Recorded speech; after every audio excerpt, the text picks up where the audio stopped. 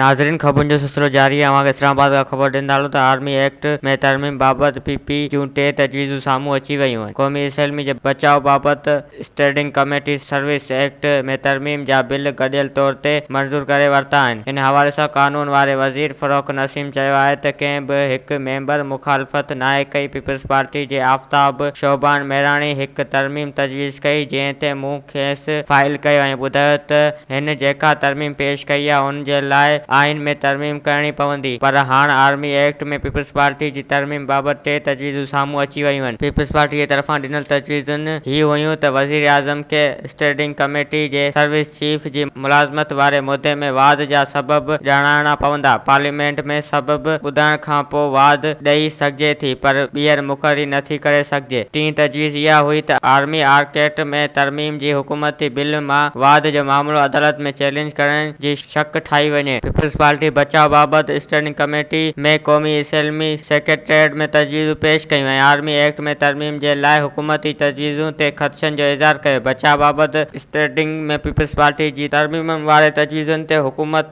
पारां गौर करण जे हामी भरी वई, जॾहिं त इन हवाले सां पीपी ॿियनि अपोज़िशन पार्टियुनि सां बि राब्ता कया आहिनि। वधीक ख़बरुनि ऐं तफ़सील जे लाइ विज़िट कयो असांजी वेबसाइट awamiNewsHD.com ऐं ॾिसंदा रहो अवामी न्यूज़ HD।